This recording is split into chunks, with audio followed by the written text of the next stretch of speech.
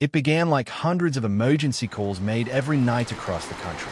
A woman's trembling voice, the sound of fear that every dispatcher recognizes instantly. "Please," she whispered, "he's outside again. He's not supposed to be here." Her name was Tanya Lewis, 27 years old, mother of one, and a nursing aide who spent her days caring for strangers. She lived on the east side of Riverview, Ohio, in a small second-floor apartment she had moved into only 6 months ago. To most people, Tanya looked like she was finally putting her life back together. But the friends who texted her every night knew something was wrong. Tanya's days started before sunrise. She'd wake her 4-year-old son, Micah, pack his backpack, and drop him at her mother's before heading to the nursing home. She was studying online to become a registered nurse. Her co-workers described her as the calm one, the person who could diffuse tension with a single smile. Her relationship with Marcus, Micah's father, had been over for almost a year. The breakup had been rough, jealousy, late-night arguments, police visits that ended with no arrest or legal scores. Tanya filed for a restraining order in January. By March, Marcus was back leaving notes on the location. She told her mother she didn't think the system would protect her, but she still wanted to believe that calling 911 would save her. On that warm June evening, Tanya put Micah to bed early. The storm was blowing outside, and thunder rolled across the road. Around 9:30, she noticed the same black car that had followed her home earlier parked near the mailbox. She texted her sister, "He's here again." Then she dialed 911. The dispatcher logged the call as a possible domestic disturbance. 2 patrol cars were assigned. One of them carried Officer Daniel Reeves, a 12-year veteran known for handling domestic calls quickly.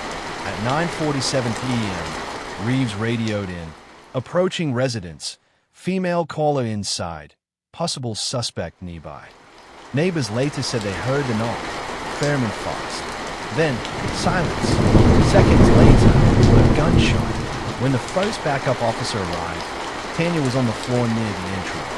A single wound to the chest. Officer Reeves stood a few feet away, gun drawn, breathing heavily. He told his partner she had come at him with a kitchen knife. But when investigators searched, the knife was found on the counter, not on the counter. Within hours, the department placed Reeves on leave and requested assistance from the State Bureau of Investigation. Initial reports were vague. Officer involved shooting during domestic disturbance response.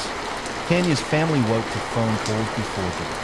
Her mother, Clara Lewis, said she first thought Tanya had been attacked by Marcus, not by the person dispatched to help her.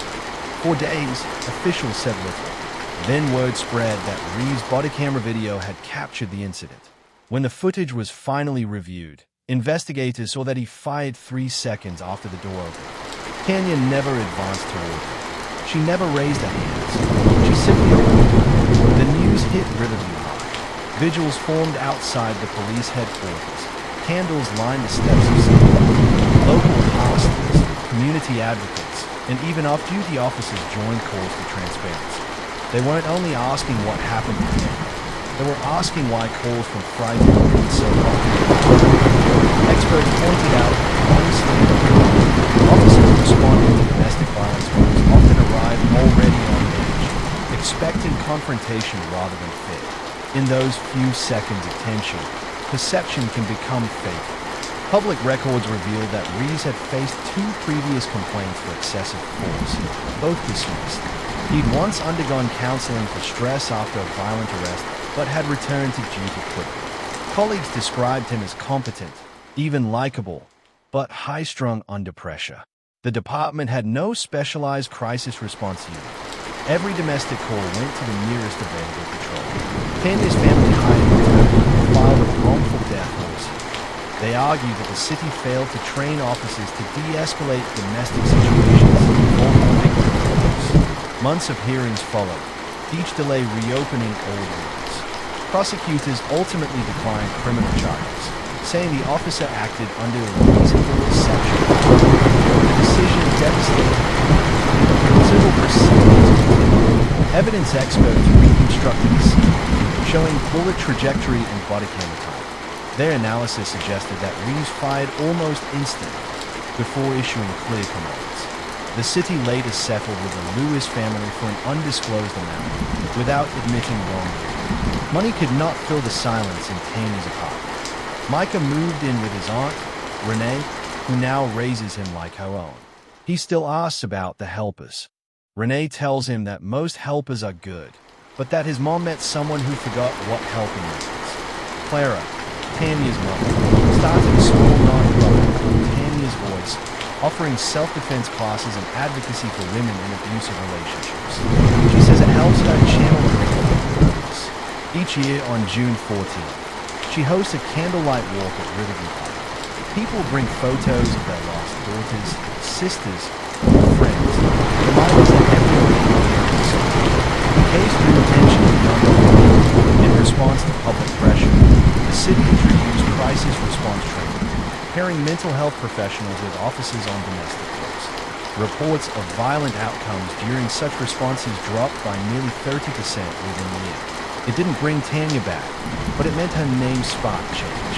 Tanya's story exposes a quiet contradiction in society's idea of safety. We teach people to call 911 when they are afraid. Yet we rarely question what happens when fear meets fear, when both the caller and the responder are terrified for their lives. True safety, advocates say, depends not only on reaction time, but on understanding, recognizing who is the victim and who is the threat.